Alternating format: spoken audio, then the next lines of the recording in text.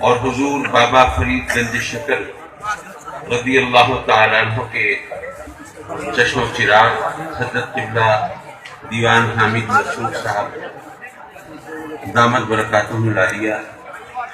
اور ویسے تو اسٹیج پر آپ جانتے ہیں کہ کہکشاں کا سماں ہے اور طریقت و شریعت کے آفتاب و ماہتاب جلوہ فگن ہے، اور وہ ہستیاں جن کی ایک جھلک دیکھنے کے لیے دنیا ٹوٹ پڑتی ہے یہاں آپ کی نگاہوں کے احاطے میں ہے.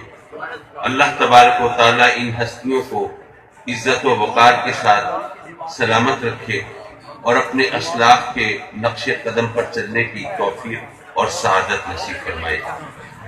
حضرات مکرم، یہ ہم سب کی سعادت ہے کہ ہم حضور سلطان العاشقین خواجہ غلام فرید رحمۃ اللہ علیہ کی بارگاہ میں حاضر ہیں، اور یقیناً یہ حاضری دینے والے عقیدتوں اور محبتوں سے سرشار ہیں. یہاں پر مخالفین کے اعتراضات کا جواب دینے کی ضرورت نہیں ہے، کیونکہ یہاں پر اعتراض کرنے والے نہیں، معاندین اور مخالفین نہیں. یہاں پر ابھی حضرت قبلہ خواجہ غلام فرید کوریجہ دامت برکاتہم العالیہ خطاب فرما رہے تھے. انہوں نے بہت ہی تھاٹ پرووکنگ، بہت ہی یہ خیال کو مہمیز لگانے والی باتیں کی ہیں. جو مطالبات کیے وہ بھی ایسے نہیں جیسے عام طور پر کہا جاتا ہے کہ جی توپ کا لائسنس مانگو تو ریوالور کا مل جائے گا، بلکہ انہوں نے ریوالور ہی کا لائسنس مانگا ہے. اب ایسے میں سمجھتا ہوں کہ یہ لوگ جنہوں نے ہتھیار نہیں اٹھائے، بموں کے دھماکے نہیں کیے، بارود کی بو نہیں پھیلائی، نفرتوں کے جنگل نہیں اگائے، بلکہ اپنے بزرگوں کے نقش قدم پر چلتے ہوئے الفت و چاہت کے چراغ جلائے ہیں اور اسی محبت کے راستے کو اپنایا ہے جو ہماری فلاح و نجات کی ضمانت ہے. تو ایسے میں ان لوگوں کو پروموٹ کرنا، ان کی حوصلہ افزائی کرنا، ان کی سرپرستی کرنا یہ بنیادی طور پر ضروری ہے.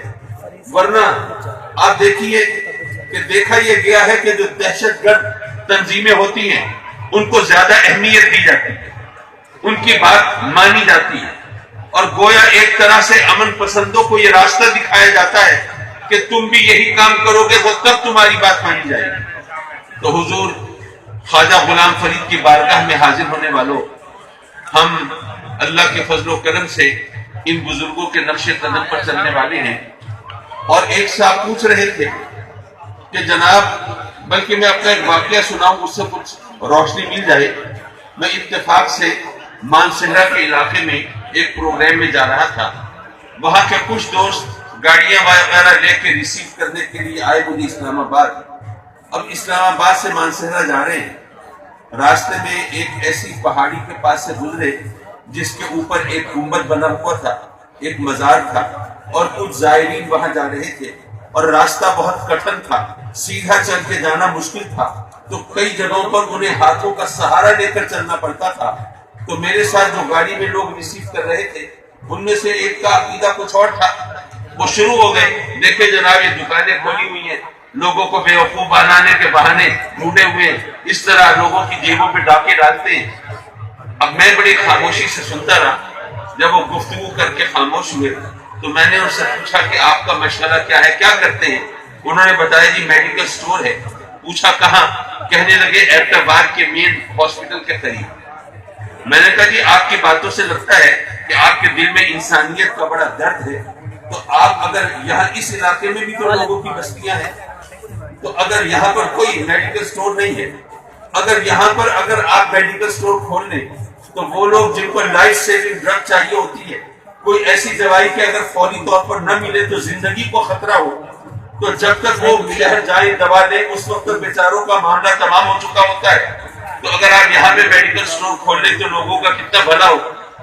تو میری بات سن کے تہتہ مار کے ہنسے، کہنے لگے یہ پیروں کو اور مولویوں کو اکنامکس کی ذرا خبر نہیں ہوتی، یہ بزنس کے دعوے پہ بالکل نہیں جانتے. مجھے کہتے ہیں کہ یہاں ویرانے میں میں یہاں پہ دکان کھول کے بیٹھ جاؤں، میڈیکل سٹور کھول کے، میں نے مرنا ہے.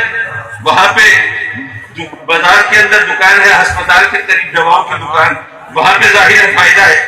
تو میں نے کہا کہ جی مجھے تو اکنامکس نہیں آتی، آپ کو تو آتی ہے، تو آپ کو پتا ہے کہ دکانیں آبادی میں ہوتی ہیں، دکانیں وہاں پہ ہوتی ہیں جہاں پر لوگوں کی آمد و رفت ہو. تو یہ پہاڑ کی چوٹی پر اکیلا یہ جو گنبد بنا ہوا ہے جہاں پر لوگوں کے لیے چل کر جانا بھی مشکل ہے، تو اس کا مطلب ہوا کہ یہ دکان نہیں ہے، یہ آستانہ ہے. اگر یہ دکان ہوتی تو آبادی میں ہوتی جہاں پر لوگوں کی اپروچ آسان ہوتی، لوگ اس طرح آتے، جیبیں خالی کرتے اور اس طرح لوگوں کو بے وقوف بنا کے ان سے مال بٹورا جاتا جس طرح آپ وہاں بازار میں بیٹھے کر رہے ہیں.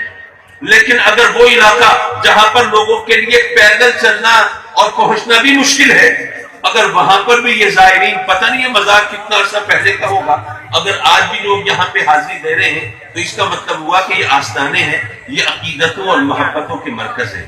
نعرہ تکبیر! ایک نظم میں نے سنی تھی، ٹی وی پر ایک شاعر نظم سنا رہے تھے داتا صاحب کے حوالے سے، اس کا نام تھا دھوبی گھاٹ. پنجابی کی نظم تھی، پنجابی مجھے یاد نہیں رہ سکی اور میری اس پر گرپ بھی نہیں ہے، اور میں آپ کو ظاہر لطیفے کو نہیں سنا رہا کہ میں وہ اس کو اسی زبان میں ریپروڈیوس کرنے کی کوشش کروں. بہرحال وہ کہتے ہیں کہ جناب میں پہلی بار لاہور جا رہا ہوں، داتا کی نگری، خیالوں کی انجمن سجی ہے، جا رہا ہوں لاہور میں، حضور داتا دربار پہ حاضری ہوگی، عقیدت و محبتوں کا مرکز ہے.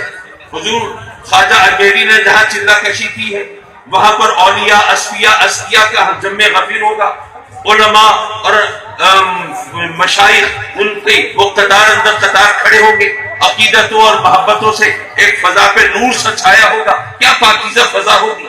لیکن جب میں داتا دربار پہنچا تو میری عقیدت کا محل اس طرح مسمار ہوا، میں نے دیکھا کہ صوفیاء، اصفیاء اور عابدین اور زاہدین کی بجائے وہ وہاں پر تو جو خطاکار ہے وہاں پہ ہے، جو گناہگار ہے وہاں پہ ہے، جو سیاہکار ہے وہاں پہ ہے. تو میں حیران پریشان کہ میں کیا سوچ کے آیا تھا، یہاں کیا منظر ہے. تو جیسے کسی نے میرے کان میں کہا کہ دھوبی گھاٹ پہ میلے کپڑے آتے ہیں، دھوبی گھاٹ پہ میلے کپڑے آتے ہیں، ہم بھی یہاں میلے دل لے کے آتے ہیں اور پھر دھلوا کے یہاں سے جاتے ہیں.